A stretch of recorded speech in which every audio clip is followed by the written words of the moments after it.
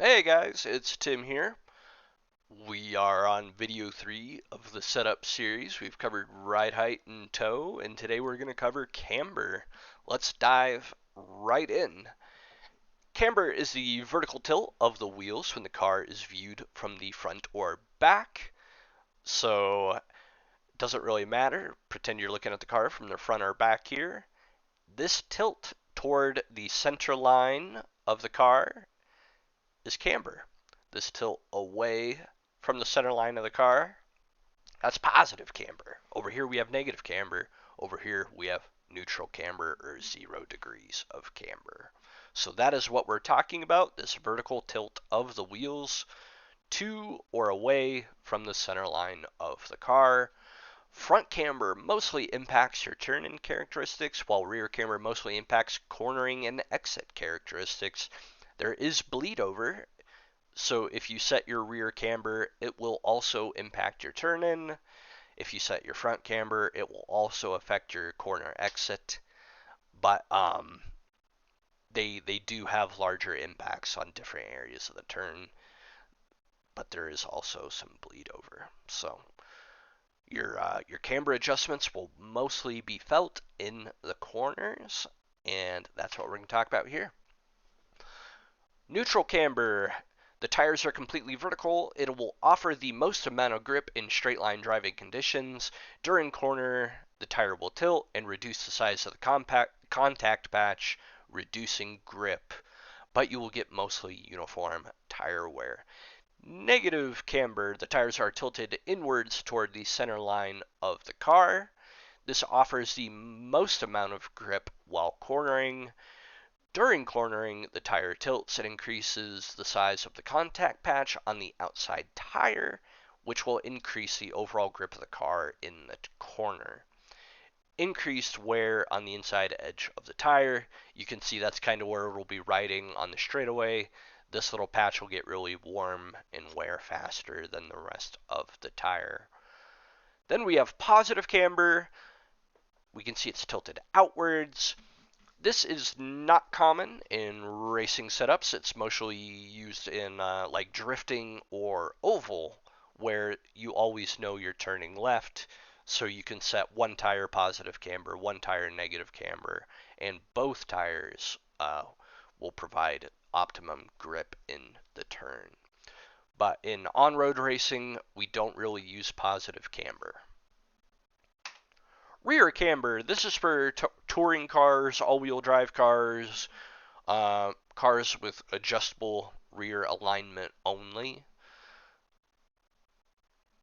But pretty much the same impacts. Rear, same thing as before. Negative camber, we still get the most amount of grip in the corner. When you have lots of rear grip, it'll prevent oversteer or the rear end of the car from sliding around. So if you have an unstable corner exit, a little bit of rear camber can help accelerate harder when coming out of a turn. So if you're ever sliding around, a little bit of rear camber can help. Positive camber, same thing, not very common. We don't really use it in on-road racing. It's mostly for like drifting or oval. Visualizing camber. So why does this funny looking car here have the most grip in a corner? Let's take a look. Imagine the car below is taking a right turn. The car's weight will roll onto the left tire, since we're taking a right turn, and pick up the inside tire or the right tire. So the static camber just means what we can set up on the bench. When your car is sitting still, it has static camber. The static camber will react and become dynamic camber. Dynamic camber is what actually happens in the turn on the track. We can't really measure dynamic camber, but it's what we're trying to set up. You will notice that the outside tire of the car with negative camber has 0 degrees dynamic camber. So down here on our car with negative static camber, if we imagine taking a right turn, we roll over onto this tire, we pick up this tire. This tire is now vertical with the largest contact patch, just like we do neutral over here with static camber. This is now providing the most grip, and it has all of the weight on it since we're turning right. This front left tire now is completely vertical. The contact patch is the whole tire, and that is why camber provides grip in corners. So you can see that this now has all the weight and the largest contact patch. If we look at positive camber, we see that this tire has got the full contact patch. This tire is leaned over forward. This one's been lifted up. But this tire has no weight on it. It's the inside tire. It's not load bearing in this corner. So it's not going to provide enough grip to make the turn. So that is why negative camber is the best for cornering. So that is just a rough visualization of how camber impacts cornering and why negative camber works the way it does. How to adjust camber? Most cars with adjustable camber will have a camber link. That is these guys here. They are adjustable. You can shorten or lengthen them, and that is what's going to give us our camber adjustment. So over here, if we shorten this camber link, it's going to pull this knuckle in and lean this tire over toward the top is pointing toward the center line of the car. That's going to give us our negative camber. Over here on this camber link, if we lengthen this little guy here, it's going to push this out, making the top of the tire lean out away from the center line of the car. That's positive camber. So lengthening or shortening these camber links, that is how we get camber. How to measure camber? We get camber gauges. This is a larger, like 10th scale camber gauge. But as you can see, you just lean this measuring surface against the wheel here, and it provides a measurement in degrees.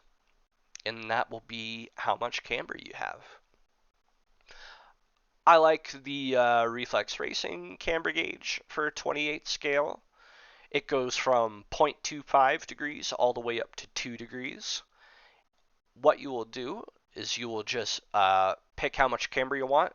So this full circle is 1 degree. This is 3/4 of a circle, so that's 0.75. So this would be like 1.75 degrees of camber.